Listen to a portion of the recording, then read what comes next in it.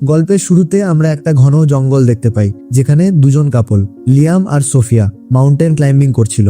Liam সোফিয়ার আগে উপরে পৌঁছে সোফিয়াকে বলে যে আমি তোমাকে বলেছিলাম যে তুমি আমাকে হারাতে পারবে না। এরপর লিয়াম জঙ্গলের চারপাশটা ঘুরে দেখে, যেখানে সে দূর দূর পর্যন্ত ঘন জঙ্গল ছাড়া মানুষের নাম নিশানা পর্যন্ত দেখতে পায় না। লিয়াম সোফিয়াকে বলে তুমিও তাড়াতাড়ি উপরে এসো, এখান থেকে জঙ্গলটা খুবই সুন্দর দেখাচ্ছে। এটা বলে লিয়াম এগিয়ে যেতে থাকে। সোফিয়া এবার একা এখানে উপরে ওঠার চেষ্টা করে, কিন্তু তখনই তার পা পিছলে যায় আর সে নিচে পড়ে যেতে থাকে। কিন্তু যেমন তেমন করে সে নিজেকে সামলে নেয়। সে সাহায্যের জন্য দ্রুত চিৎকার করে উঠলো, লিয়াম লিয়াম আমাকে টেনে নাও। কিন্তু লিয়াম কোনো উত্তর দেয় না। আর হঠাৎ লিয়াম পাহাড়ের কিনারা থেকে এসে পড়ে। সোফিয়া যখন লিয়ামের দিকে তাকায়, তখনই তার মুখে রক্তের কয়েক ফোঁটা পড়তে থাকে, যা দেখে সোফিয়া কিছু বুঝতে পারে না। সে পরিস্থিতি বোঝার চেষ্টা করছে।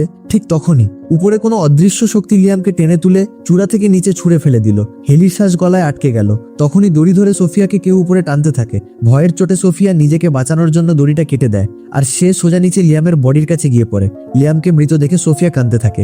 এখন সে এই দুর্ঘটনাটা ঠিকমতো বুঝে উঠতে পারেনি। আর ঠিক তখনই সে দেখে যে ঝোপ ভেদ করে ছুটে আসছে অজানা এক ছায়া, খুব দ্রুত তার দিকে আসছে। যা দেখে সোফিয়া নিজের প্রাণ বাঁচাতে দ্রুত নিজের গাড়ির দিকে দৌড়াতে থাকে, কিন্তু দৌড়াতে গিয়ে তার পা একটা কাঁটাতার আটকে যায়, যার ফলে সে নিচে পড়ে যায়। আর তখনই আমরা দেখি যে সোফিয়াকে অদৃশ্য শক্তি টেনে নিয়ে যায়। এর পরের সিনে আমাদেরকে বলা হয় যে ওয়েস্ট ভার্জিনিয়ার এই এলাকায় অনেক মানুষ নিখোঁজ হচ্ছে, আর এই জঙ্গলে মানুষের মতন দেখতে কিছু রাক্ষস থাকে যারা মানুষ মেরে খায়, আর এই জঙ্গলে যেই আসে সে নিখোঁজ হয়ে যায়। এর পরের সিনে আমরা রাস্তায় একটা লোককে গাড়ি চালাতে দেখি, যার নাম নোয়া। নোয়া আজ ইন্টারভিউ এর জন্য যাচ্ছিল, কিন্তু কিছুটা দূর আসার পর নোয়া হাইওয়েতে জ্যামের মধ্যে ফেঁসে যায়। যখন সে দেখে যে গাড়িগুলো একদমই এগোচ্ছে না, তখন সে নিজের গাড়ি থেকে নেমে সামনে একটা ট্রাক ড্রাইভারের কাছে যায় আর তাকে জ্যামের কারণ জিজ্ঞাসা করে, যার উত্তরে সেই ট্রাক ড্রাইভার তাকে জানায় যে 5 কিলোমিটার দূরে একটা কেমিক্যাল ট্রাক উল্টে গেছে আর তার সব কেমিক্যাল রাস্তায় ছড়িয়ে পড়েছে, তাই এই জ্যাম খুলতে কয়েক ঘন্টা লাগতে পারে। এটা শুনে নোয়া চিন্তায় পড়ে যায়, কারণ তার ইন্টারভিউ এর জন্য দেরি হচ্ছিল।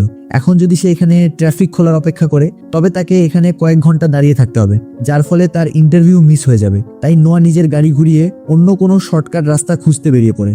আর সে যেই জায়গায় জবের জন্য যাচ্ছিল সেই জায়গায় কল করে তাদেরকে বোঝায় আমাকে আসতে আধা ঘন্টা লেট হবে। কিন্তু পাহাড়ি এলাকা হওয়ার কারণে তার মোবাইল ফোনের সিগন্যাল কেটে যায়। কিছুটা দূর আসার পর রাস্তায় সে একটা গ্যাস স্টেশনের সাইনবোর্ড দেখতে পায়, যা দেখে নোয়ার মনে হলো যে হয়তো আমি এখানে কোনো সাহায্য পাবো। তাই সে নিজের গাড়ি নিয়ে ওদিকে চলে যায়। রাস্তায় সে দেখে যে এখানে অনেকগুলো পরিত্যক্ত গাড়ি দাঁড়িয়ে আছে। এটা দেখে তার বেশ অদ্ভুত লাগে, কিন্তু তারপর সে এই ব্যাপারে বেশি না ভেবে ওই গ্যাস স্টেশনে যায়, যেখানে সে একটা বুড়ো মানুষকে দেখতে পায়। ওই বুড়ো মানুষটার অবস্থা বেশ খারাপ ছিল। নোয়া ওই বুড়ো মানুষটাকে ফোনের ব্যাপারে জিজ্ঞাসা করলে ওই বুড়ো মানুষটা ইশারা করে ফোন দেখিয়ে দেয়, যার পর নোয়া তাড়াতাড়ি ফোনের কাছে এসে কোম্পানিকে কল করার চেষ্টা করে। কিন্তু তখনই নোয়া বুঝতে পারে যে ফোনটা খারাপ। এটা দেখে নোয়া আরো বেশি চিন্তিত হয়ে পড়ে। সে বুড়ো মানুষটাকে জিজ্ঞেস করে এখান থেকে হাইওয়েতে যাওয়ার কোনো শর্টকাট আছে কিনা। বুড়ো মানুষটা বলে আমি কিছু জানি না। ঠিক তখনই তার নজর সেখানে লাগানো একটা ম্যাপের ওপর পড়ে, যেখানে সে শহরে যাওয়ার জন্য একটা কাঁচা রাস্তা দেখতে পায়, যেটা সামনে গিয়ে হাইওয়েতে মিশেছে। যার পর নোয়া নিজের গাড়িতে বসে ওই রাস্তায় বেরিয়ে পড়ে। এখন কিছুক্ষণ চলার পর তার সামনে দুটো রাস্তা আসে। নোয়া কিছু বুঝতে পারছিল না যে আমার কোন রাস্তাটা বেছে নেওয়া উচিত, তাই সে কিছুক্ষণ ভাবে। আর তারপর সে জঙ্গলের মাঝখান দিয়ে যাওয়া রাস্তাটা বেছে নেয়, কারণ তার মনে হয়েছিল যে এই রাস্তাটা শর্টকাট, যার ফলে সে তাড়াতাড়ি শহরে পৌঁছে যাবে। কিন্তু সে জানতো না যে সে এই রাস্তাটা বেছে নিয়ে নিজের জীবনের সব থেকে বড় ভুল করতে যাচ্ছে। সামনে যেতেই সে রাস্তায় একটা মরা হরিণ দেখতে পায়, যা দেখার চক্করে তার রাস্তা থেকে মন সরে যায়।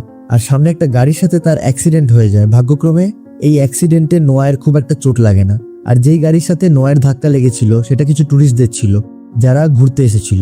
নোয়া সবার আগে তাদের কাছে ক্ষমা চায় আর বলে যে তোমাদের যা কিছু ক্ষতি হয়েছে আমি তার টাকা দিতে রাজি আছি। যার পর নোয়া তাদের জিজ্ঞাসা করে যে তোমরা নিজেদের গাড়ি রাস্তায় কেন পার্ক করেছিলে, যার উত্তরে জেসিকা নামের একটা মেয়ে বলে যে রাস্তার মাঝখানে কেউ কাঁটাতার বিছিয়ে দিয়েছিল, যার ফলে তাদের গাড়ির টায়ার পাংচার হয়ে গেছে। আর টায়ার দেখে বোঝা যাচ্ছিল যে এটা কোনো দুর্ঘটনা নয়, বরং কেউ ইচ্ছে করে রাস্তায় কাঁটাতার বিছিয়েছিল। এখন এরা নোয়ের গাড়িতে বসেও এখান থেকে বেরোতে পারবে না, কারণ অ্যাক্সিডেন্টের কারণে নোয়ের গাড়িও খারাপ হয়ে গিয়েছিল। এরা এখানে ফেঁসে গিয়েছিল। তখন জেসি বলে যে পেছনে একটা গ্যাস স্টেশন আছে যেখানে আমরা ফোন পেতে পারি, কিন্তু নোয়া বলে যে আমি এইমাত্র ওখান থেকে এসেছি, ওখানে ফোন খারাপ হয়ে গেছে, তাই আমাদের ওখানে যাওয়াটা বেকার। যার পর এরা সামনে যাওয়ার সিদ্ধান্ত নেয় আর ভাবে যে হয়তো সামনে তারা সাহায্য পেয়ে যাবে। সামনে যাওয়ার আগে এরা এভান আর ফ্রান্সিনকে গাড়ির কাছে রেখে যায়, যাতে এই দুজন গাড়ি পাহারা দিতে পারে। এগিয়ে যাওয়ার সময় তারা রাস্তায় একটা মরা বিড়াল মাটিতে পড়ে থাকতে দেখে, যেটাকে কেউ খুব বাজেভাবে পিষে দিয়েছিল। এরা এটার ওপর বেশি গুরুত্ব দেয় না আর এগিয়ে যেতে থাকে। কিছুটা দূর আসার পর তারা একটা জায়গায় আগুন জ্বলতে দেখে। যা দেখে নোয়া বুঝে যায় যে এই জায়গাটা সুবিধার নয়। নোয়া বিপদ আঁচ করতে পেরে সবাইকে এগিয়ে যাওয়ার জন্য বলে। অন্যদিকে এভান আর ফ্রান্সিন, যারা গাড়ির খেয়াল রাখার জন্য একা রয়ে গিয়েছিল, তারা দুজনা গাড়িতে বসে মজা করছিল এবং অপেক্ষা করছিল কখন তাদের সঙ্গীরা সাহায্য নিয়ে আসবে। অপেক্ষা করতে করতে ফ্রান্সি খিদে লেগে যায়, তাই সে নোয়ার গাড়িতে গিয়ে চেক করতে থাকে কিছু পায় কিনা। এভান অন্য গাড়িতে ছিল। তখন সে জঙ্গলে কিছু একটা দেখতে পায় এবং সে সেটা দেখতে চলে যায়। ফ্রান্সিন গাড়ি থেকে দেখে এভান নেই। সে এভানকে ডাকতে থাকে এবং সে সামনের জঙ্গলের দিকে এগিয়ে যায়। এগিয়ে যেতে যেতে সে এভানের জুতো পায়। এটা দেখে ফ্রান্সিন কিছু বুঝতে পারে না যে এভান নিজের একটা জুতো এখানে কেন ছেড়ে গেছে। আর কিছুটা দূর সামনে যাওয়ার পর সে মাটিতে একটা কাটা মানুষের কান দেখতে পায়। আর ওই কানে রিং দেখে ফ্রান্সিন বুঝে যায় যে এটা এভানের কান। এটা দেখে ফ্রান্সিন খুব ভয় পেয়ে যায়, কিন্তু ফ্রান্সি কিছু বোঝা ওঠার আগেই পেছন থেকে একটা রাক্ষস তার মুখ চিরে মেরে ফেলে। অন্যদিকে বাকিরা হাঁটতে হাঁটতে রাস্তার শেষ মাথায় পৌঁছে যায়, যেখান থেকে সামনে কোনো রাস্তা ছিল না। তাই তারা জঙ্গলের ভেতরে যেতে শুরু করে। কিছুটা দূর যাওয়ার পর তারা সামনে একটা ঘর দেখতে পায়, যা দেখে এরা বেশ খুশি হয়ে যায়, কারণ তাদের মনে হচ্ছিল যে হয়তো এখানে আমরা সাহায্য পেয়ে যাব। এখন এরা যখন এই ঘরের কাছে পৌঁছায় তখন সেখানে তারা আশেপাশে অনেকগুলো গাড়ি দেখতে পায়, যা দেখে তাদের বেশ অদ্ভুত লাগে। এখন এখানে নোয়া এই ঘরের দরজায় নক করে, কিন্তু ভেতর থেকে কোনো উত্তর আসে না। তাই এখন এরা নিজেরাই ভেতরে চলে যায়। ভেতরে গিয়ে এরা দেখে যে এই ঘরটার অবস্থা খুবই খারাপ। এটা দেখে এমন মনে হচ্ছিল যে এই ঘরটা কয়েক মাস ধরে পরিষ্কার করা হয়নি। খাওয়ার টেবিলটা খুব নোংরা অবস্থায় ছিল। এখন এখানে এরা ফোন বা রেডিও খোঁজার জন্য ঘরটা তল্লাশি করতে শুরু করে। তখনই তারা অনেকগুলো গাড়ির চাবি পায়। নোয়া যখন ফ্রিজ খোলে তখন তার চোখ কপালে উঠে যায়, কারণ সেখানে কেউ মানুষের বডি পার্টস বোতলে ভরে রেখেছিল। আর তখনই জেসি একটা কাপড় সরালে সেই কাঁটাতার দেখতে পায়, যা দিয়ে তাদের গাড়ি পাংচার হয়েছিল। অন্যদিকে এমা যখন বাথরুমে যায় তখন সেখানে সে বাথটবে মানুষের ডেড বডি পড়ে থাকতে দেখে, যা দেখে সে খুব ভয় পেয়ে যায়। এই সব দেখে এরা বুঝে যায় যে এই ঘরে যেই থাকে সে খুবই ভয়ানক। এখন এরা তাড়াতাড়ি সেখান থেকে বেরোতে চায়, আর যেই এরা দরজার কাছে পৌঁছায় তখনই তারা একটা গাড়ির আওয়াজ শুনতে পায়। নোয়া যখন জানলা দিয়ে লুকিয়ে দেখে তখন সে দেখে এখানে একটা গাড়ি আসছে। এখন এরা যেই দরজা দিয়ে এসেছিল সেই দরজা দিয়ে তো বেরোতে পারবে না, কারণ সামনে থেকে ওই গাড়িটা আসছিল। তাই এরা সবাই পেছনের দরজা দিয়ে বেরোনোর কথা ভাবে, কিন্তু পেছনের দরজাটা ব্লক করা ছিল। এখন এরা বাজেভাবে ফেসে গিয়েছিল, আর তারা কিছু বুঝতে পারছিল না যে এখান থেকে কিভাবে বেরোনো যায়। যখন তারা বাইরে বেরোনোর কোনো রাস্তা পায় না তখন এরা তাড়াতাড়ি খাটের নিচে লুকিয়ে পড়ে। কিছুক্ষণ পর ওই দানবগুলো ভেতরে আসে আর ফ্রান্সিনের বডি একদম তাদের সামনে এনে ফেলে দেয়, যা দেখে এরা খুব ভয় পেয়ে যায়। আসলে এই তিনজন রাক্ষস ছিল যারা মানুষের মাংস খেত, আর এরা তিনজন ফ্রান্সিনের লাশটাকে তুলে একটা টেবিলে ফেলে দেয় আর তিনজন মিলে সেটাকে কাটতে শুরু করে। এরপর ওই তিনজন রাক্ষস ফ্রান্সিনের বডি খেয়ে ঘুমিয়ে পড়ে। এখন সুযোগ বুঝে নোয়া আর জেসি ধীরে ধীরে হামাগুড়ি দিয়ে খাটের নিচ থেকে বের হয়। আর তখনই এরা ওই দানবগুলোর চেহারা দেখে নেয়, যাদের চেহারা দেখতে খুবই ভয়ানক ছিল। আর এই দুজনকে দেখে লিয়াম আর এমাও আলমারির পেছন থেকে বেরিয়ে আসে, আর এই চারজন পার্টি পেটিপে সেখান থেকে বেরোতে থাকে। যেই তারা দরজা খুললো সেখানে একটা লক ছিল। সাথে সাথে নোয়া সেটাকে ধরে নিল এবং বাকি তিনজন বেরিয়ে গেল। আর নোয়ার হাত থেকে তখন রক্ত বেরোচ্ছিল। নোয়া যেই ঘাড় ঘোরায় তখন দেখে একটা রাক্ষস জেগে গেছে। তখন সে দ্রুত সেখান থেকে পালাতে শুরু করে। এরা চারজন দৌড়ে জঙ্গলের দিকে যেতে থাকে, কিন্তু এখন ওই রাক্ষসও গাড়িতে বসে তাদের পিছু করতে শুরু করে। এরা পালাতে পালাতে একটা এমন জায়গায় পৌঁছায় যেখানে অনেক পরিত্যক্ত গাড়ি দাঁড়িয়েছিল। এখন এরা ভাবছিলই যে এখান থেকে কিভাবে বেরোনো যায়। তখনই সেখানে রাক্ষস তাদের গাড়ি নিয়ে পৌঁছে যায়, যা দেখে এরা গাড়িগুলোর পেছনে লুকিয়ে পড়ে। কিন্তু ওই রাক্ষস আগে থেকেই জানতো যে ওরা গাড়িগুলোর পেছনে লুকিয়ে আছে, তাই এই তিনজন রাক্ষস তাদের দিকে এগোতে থাকে। এখন এখানে নোয়ার মাথায় একটা বুদ্ধি আসে। সে নিজের সঙ্গীদের বলে যে আমি এখান থেকে দৌড়ে ওদের মন ঘোরাব, আর যখন ওরা আমার পেছনে লাগবে তখন তোমরা ওদের গাড়িটা চুরি করে নিও। এখন প্ল্যান অনুযায়ী নোয়া চিৎকার করতে করতে তাদের নজর নিজের দিকে করে আর সোজা জঙ্গলের দিকে দৌড়াতে থাকে। কিন্তু তখনই একটা রাক্ষস সোজা তার পায়ে গুলি করে দেয়, যার ফলে নোয়া নিচে পড়ে যায়। এখন ওই রাক্ষস নোয়াকে মারার জন্য এগিয়ে আসে। তখন লিয়াম নোয়ের প্রাণ বাঁচানোর জন্য অন্যদিকে দৌড়াতে শুরু করে, যার ফলে রাক্ষস তাকে দেখে নেয়। আর এখন রাক্ষস লিয়ামের পেছনে লেগে যায়। সুযোগের সদ্ব্যবহার করে জেসি আর এমা তাড়াতাড়ি নোয়াকে তুলে ওই রাক্ষসদের গাড়ির কাছে আসে। এখন ওরা তিনজন তাড়াতাড়ি গাড়িতে বসে সেখান থেকে বেরোতে শুরু করে আর জঙ্গলে নিজেদের সঙ্গীকে খুঁজতে থাকে। কিছুটা দূর যাওয়ার পর তারা লিয়ামকে দেখতে পায়, যার জন্য এরা নিজেদের গাড়ি থামিয়ে নেয় আর লিয়ামকে চিৎকার করে তাড়াতাড়ি গাড়িতে বসতে বলে। লিয়ামও দৌড়ে তাদের দিকে আসতে থাকে, কিন্তু তখনই পেছন থেকে একটা তীর এসে লিয়ামের বুকের এপার ওপার চলে যায়। নিজের সঙ্গীকে মরতে দেখে এরা খুব ভেঙে পড়ে, আর তখনই ওই রাক্ষস নোয়ের ওপরও তীর ছুঁড়তে থাকে। এখন নিজেদের প্রাণ বাঁচানোর জন্য এরা তাড়াতাড়ি সেখান থেকে বেরিয়ে যায়, কিছু দূর আসার পর দেখে সামনে আর কোনো রাস্তা নেই এবং রাস্তায় একটা গাছ পড়ে আছে। আর তারা যখন গাড়িটা পেছনে নিতে যায় তখন গাড়ির চাকা কাদায় ফেঁসে যায়, যার ফলে এখন এরা পায়ে হেঁটেই জঙ্গলে এগোতে থাকে। কয়েক ঘন্টা পায়ে হাঁটার পর এরা ক্লান্ত হয়ে যায়, যার কারণে এরা একটা জায়গায় বসে বিশ্রাম নিতে থাকে। এখন রাতও হতে যাচ্ছিল আর তারা কিছু বুঝতে পারছিল না যে রাত কোথায় কাটানো যায়, কারণ যদি তারা এখানেই জঙ্গলে ঘুমায় তবে ওই রাক্ষস তাদের খুঁজে মেরে ফেলবে। এমা কাঠের তৈরি একটা টাওয়ার দেখতে পায়। টাওয়ার দেখে তারা রাত কাটানোর জন্য একটা নিরাপদ জায়গা পেয়ে যায়। এরপর এরা ওটার ওপর উঠে পড়ে। ওপরে টাওয়ার থেকে যখন নোয়া দেখে দূর দূর পর্যন্ত খালি জঙ্গল দেখা যাচ্ছে। টাওয়ার তল্লাশি করে তারা একটা পরিষ্কার কাপড় পায় যা দিয়ে নোয়া পায় বেঁধে নেয়। ওখানেই তারা একটা রেডিও পায়, যেটা অন করে এরা বাইরের দুনিয়ার সাথে যোগাযোগ করার চেষ্টা করে, কিন্তু তারা কোনো উত্তর পায় না। এরই মধ্যে নোয়া দেখে যে ওই তিনজন রাক্ষস তাদের খুঁজতে খুঁজতে টাওয়ারের কাছে পৌঁছে গেছে। তাদের দেখে এরা চুপচাপ বসে পড়ে আর তাদের যাওয়ার অপেক্ষা করে, কিন্তু তখনই কেউ রেডিওতে তাদের উত্তর দেয়, যার আওয়াজ নিচে থাকা তিনজন রাক্ষস শুনে নেয়।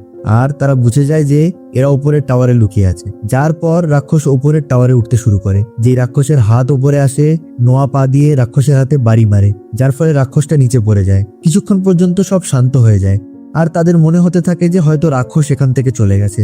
কিন্তু তখনই তাদের টাওয়ারে ধোঁয়া হতে থাকে, যা থেকে তারা জানতে পারে যে ওই রাক্ষস টাওয়ারে আগুন লাগিয়ে দিয়েছে। এখন এরা বাজেভাবে ফেঁসে গিয়েছিল আর তাদের নিজেদের মৃত্যু চোখের সামনে ভাসতে থাকে। নোয়া বলে যে যদি আমরা এখানে থাকি তবে আগুনে পুড়ে মারা যাব, তাই চলো সামনের গাছে লাফিয়ে নিজেদের প্রাণ বাঁচানোর চেষ্টা করি। এখন এখানে নোয়া সবার আগে টাওয়ার থেকে সামনের গাছে লাফিয়ে পড়ে আর গাছের একটা ডাল ধরে নিচে পড়া থেকে নিজেকে বাঁচায়। যার পর ওই দুটো মেয়েও টাওয়ার থেকে গাছে লাফিয়ে পড়ে, কিন্তু লাফানোর সময় নিচে থাকা তিনজন রাক্ষস তাদের দেখে নেয় আর তাদের মধ্যে একজন তাদের মারতে গাছে উঠতে শুরু করে। ওদিকে এরা ডালের সাহায্যে ধীরে ধীরে এগোতে থাকে, কিন্তু এমা সবার পেছনে ছিল। আর তখনই পেছন থেকে একটা রাক্ষস এসে আমাকে খুব নিষ্ঠুরভাবে মেরে ফেলে। এখন নোয়া জেসিকে নিয়ে এগিয়ে যায়, কিন্তু ওই রাক্ষসটাও তাদের পিছু করতে থাকে। এখন এখানে নোয়ার মাথায় একটা বুদ্ধি আসে। নোয়া বলে, তুমি ওই সরু ডালটার ওখানে যাও এবং রাক্ষসটাকে ডাকো। যেই ও তোমার কাছে আসবে আমি একটা ডাল ধরে রাখবো এবং সাথে সাথে সেটা ছেড়ে দেবো, যার ফলে রাক্ষস নিচে পড়ে যাবে। নোয়া বুদ্ধিমত্তার সাথে কাজ করে একটা ডাল টেনে ধরে রাখে, আর যেই ওই রাক্ষসটা তাদের কাছে আসে তখন নোয়া ডালটা ছেড়ে দেয়, যার ফলে ওই রাক্ষসটা নিচে পড়ে যায়। নিজের সঙ্গীকে জখমি অবস্থায় দেখে নিচে থাকা দুটো রাক্ষস খুব রেগে যায়। এদিকে এরা দুজন লুকিয়ে গাছের ডাল দিয়ে যেতে যেতে একটা ঝর্ণার কাছে পৌঁছে যায় আর রাত ওখানেই কাটায়। সকাল হতেই এরা দুজন সেখান থেকে বেরোতে শুরু করে আর চলতে চলতে তারা একটা রাস্তা দেখতে পায়। রাস্তা দেখে এরা দুজন খুব খুশি হয়ে যায়, কিন্তু তাদের এই খুশি কিছুক্ষণেরই অতিথি ছিল। তখনই পেছন থেকে একটা রাক্ষস এসে নোয়ার ওপর হামলা করে দেয়, যার ফলে নোয়া ঢাল বেয়ে নিচে গড়িয়ে পড়তে থাকে আর ওই রাক্ষস জেসিকে ধরে নিজের সাথে নিয়ে যায়। তখনই নোয়া রাস্তায় পুলিশের গাড়ি দেখতে পায়, যা দেখে নোয়া তাড়াতাড়ি পুলিশের গাড়ির সামনে পৌঁছায়। আসলে রাতে যখন রেডিওতে তারা সাহায্য চেয়েছিল তখন ওই পুলিশওয়ালা তাদের সাহায্যের সিগন্যাল শুনে নিয়েছিল, তাই সে তাদের বাঁচাতে এসেছিল। এখন এর আগেই যে নোয়া ওই পুলিশওয়ালাকে সবকিছু বলতে পারতো, তখনই পেছন থেকে একটা তীর এসে পুলিশের চোখ ফুটো করে দেয়। এটা দেখে নোয়া খুব ঘাবড়ে যায় আর সে তাড়াতাড়ি ওই পুলিশের গাড়িতে বসে সেখান থেকে পালাতে যায়, কিন্তু গাড়ির চাবি পুলিশের কাছে ছিল। এখন নোয়া ওই পুলিশওয়ালার পকেট থেকে চাবি বের করতে পারতো না, কারণ ওই রাক্ষস নোয়ের খুব কাছে চলে এসেছিল। তাই নোয়া নিজেকে বাঁচিয়ে ঝোপের পেছনে লুকিয়ে পড়ে।